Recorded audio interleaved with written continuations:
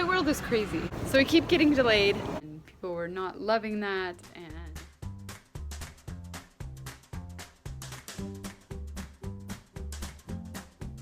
bonjour! How's it going, everyone? What's up in your world? Today, my world is trying to get to work.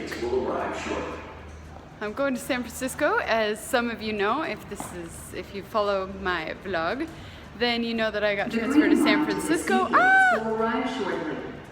You know that I got transferred to San Francisco. It's a good thing. I'm part-time over there, and today is my first time commuting over there.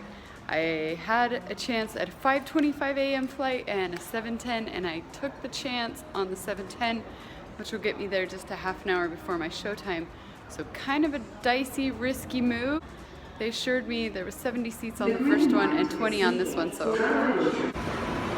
today I was thinking I would talk to you a little bit about flight attendant pay, as well as take you around my day on a CRJ 200. Again, I'm on my Barbie jet, but I have not flown that out of San Francisco. Yay, I'm on. I got a boarding pass. Kind of like the last one. But hopefully, I'm sure I'm sitting in the middle of somebody. I'm traveling on Southwest today. We just landed and I'm only have like 10 minutes and this is a huge airport. So already a problem. Oh my gosh. Okay, 7 minutes to get through security to my gate and on the airplane.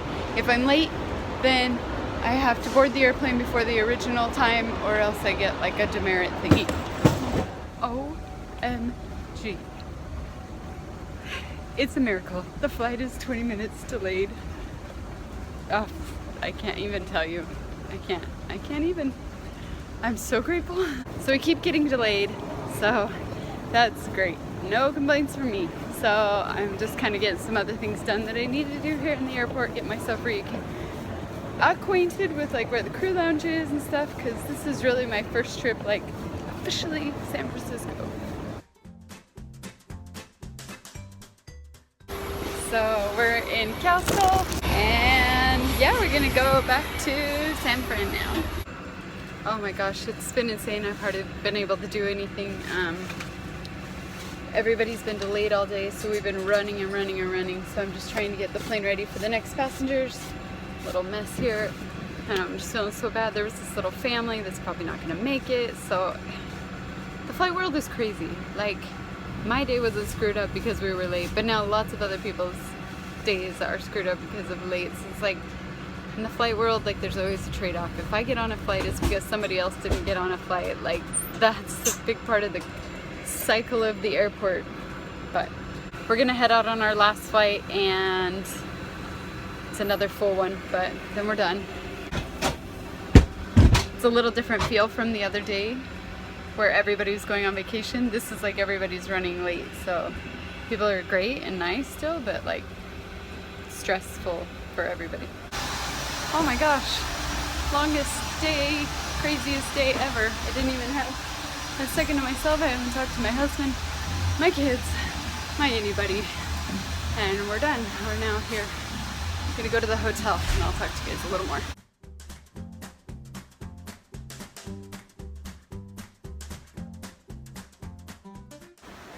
It's a pretty cool little hotel. They put us clear up here in the middle of nowhere. Yeah, I'm pretty tired after today. And this room stinks. Smells like sewer water. Like there was probably an overflow in here, and then they're just smells like they got a swamp cooler on it. But here, I'll show you my room. La la la la la la la la la la la.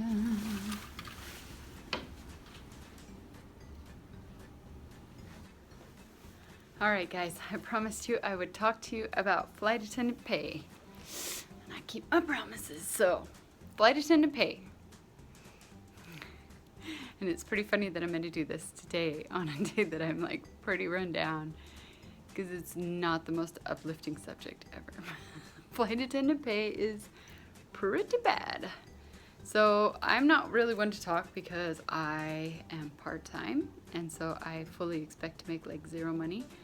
I have this job for flight benefits and to have, you know, a career and to keep it, and you know, who knows what I'll want to work in the future. It gives us a lot of security to, like, if Alex lost his job tomorrow, then I could just, with a click of a button, pick up more shifts and we could support ourselves. So lots of security. That's pretty much why I do this. And to give you an idea of, like, so starting pay in a regional, probably across the board pretty much, is pretty low. I'm not gonna say for sure, but it's gonna be anywhere in the $17.50 to $20 range, and then that goes up. When I was back in the day, it hasn't changed that much, so I'm giving you ballpark figures. And then it moved up after 6 months, like $1, and then after a year, $1. And so around the year mark, you're making like $3 or $4 more, so like around $21 an hour. And then every year after that, it kind of goes up like $1 an hour. So after 10 years, I'm roughly around $30 an hour. So let me back up. So flight time, this goes back to another flight attendant thing. We only get paid when the door is closed. And so, for example, today I did 3 flights. Today was a super heavy payday because I made all my money today because we did 3 long flights that were like over 2 hours apiece from door to door closed.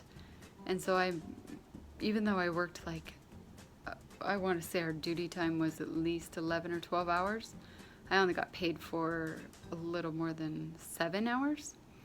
So those other hours, how we get paid is we have a per diem from the time we show up till the time, like tomorrow when I'm released. I will be making $1.65 an hour. It might have gone up to $1.70. Don't quote me, but it's around that. And so, like, say I'm gone, 20 hours, then I would make, a little over 30 hours. And that's non-taxed usually if you're out of base. Like now, if I only did a local, that would be taxed if, like, you come back and go in the same day back to your base. But if you stay overnight, then it's untaxed. So that's supposed to cover like our stuff, but it all just kind of runs together, like seeing how I have to eat airport food and things like that. So that's why you see a lot of flight attendants kind of complaining about money or trying to do all these things to save money, pack meals, just be more conscientious of those things. Just to give you a little bit more too on how it is for me as a part-time flight attendant. So I have my flight benefits, right? And we go once a year at least to France with all of our kids and everything. So right there you're thinking like we would be out like $7,000 for flights. And then for all the other flying we do in a year with all of our kids and everything, we'd be in like $12,000 maybe. So that's where I feel like I make my money. And I hope it's obvious, but I love my job and I love passengers and I love everything about it. So without this job, like, I feel like if we won the lottery tomorrow, I would still keep my job part-time like I am. I would love to be even more flexibility of like some months don't work at all kind of thing like that, but I'll take my part-time and be happy about it. But it's just great because it provides so much flexibility. And that's what I love, freedom and flexibility. Might as well tattoo it on my body. I always kind of do it like if I go on a trip that pays if I'm gone 2 days, a typical 2-day trip will pay 10 hours. So I'll times that by roughly around 30 because that's kind of what it ends up being after taxes. I make a little bit more, but I get taxed and then the per diem and all that kind of. So I roughly at the end of the day walk away with $30 an hour. So for a trip like this, for example, I'll make like $300 on my paycheck kind of thing. So I know that's not very encouraging because it's pretty hard to live off. But let's, for example, imagine that I work 100 hours. I would probably be walking away, which is that's like a full schedule, but you're still having plenty of days off. 120 hours is a lot of work. You're working all the time. You're working 5 to 6 days a week. all the, you know, back to back to back to back. Always gone from your house, everything. But 100 hours a week, you know, you're going to have 2 to 3 days off a week. And so that's a pretty typical number. And so if I did that, I would probably be going home with about $3,000 to $3,200 a month. And that's after 10 years, guys. So, gosh, and over, yeah, so I'd roughly make about $40,000 a year, give or take, if I was full-time, 10 years in, well, 9.5 years in. So I hope that gives you some semblance of, like, either you're just curious how much flight attendants make, so you get a clue of how poor we are, and be a little nicer to them next time. Or if you're thinking about doing this as a job, I would not let the pay deter you, because there's really nothing else like this job in the whole world, and it feeds you in so many other ways, and you can do it. It's just, I don't know, it's tricky. You gotta maybe have a side hustle. You gotta have your own thing on the side, or something you do. If you have a degree, and you know, like all day today, I've been plotting out my, like, I've always wanted to be an author, and I love to write, and I love to talk, and I love to do all these things. So for me, I plotted out, like, the book I want to write about, the things that you saw in Salt Lake City, about how to go from a novice kitchenary person, don't judge me, I'm like had the longest day, a novice to a really good, like, capable home chef. That's the book, and then it goes into the course that I keep mentioning that I'm trying to create with Alex, and just, you know, share the knowledge that we have together as a team, and work together as a team, and maybe we can do that as, like, our side projects and things like that. And my main efforts is to free Alex from the drudgery of kitchen life forever. I mean, there's really no end in sight to his schedule, and that's pretty much my number one issue in life, is just thinking like I'm pretty much a single parent for the rest of my life, and there's no hope. Like there's no like, oh well, for a couple more years, or oh well, like maybe you could do this, or maybe you could do that. No. Kitchen work and restaurant life, it's a rough deal. So this vlog is just a small part of just getting some skills underneath me, and, you know, learning what's out there in the world of social media and things like that, and YouTube. Love YouTube. So holy cow, I've gotten off on the hugest tangent. I promised a full body shot for my uniform. I know that sounds weird, but it's just to see my uniform. So let's see if I can do this. A lot of times I'll wear my white shirt and like a vest, things like that. I hope that helps. Other people jazz it up a little bit more, their flight attendant outfit, but me, I'm more for comfort. Okay guys, I gotta go to bed. I gotta get some rest. Back at it tomorrow. We have the same plane. I didn't even mention that the APU was broken all day, which means that like we didn't have any ground power, which means when we weren't like moving, we didn't have air conditioning, so it got very stuffy and people were not loving that, and it was hot for us too, and it's just kind of one of those things. So hopefully that's gonna get taken care of tonight, because I think we're taking the same plane in the morning. So peace out. Thanks for watching. Comment below if you have any questions or ever wonder about anything. I'm here to help you as a flight attendant, and I do these for you guys.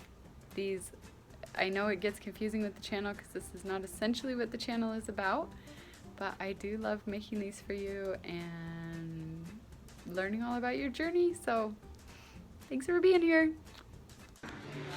We love you, Mama. We love you, Mama. I love you. See you tomorrow. See you We're tomorrow. watching Sweet dreams. See you tomorrow. We love you, Mama.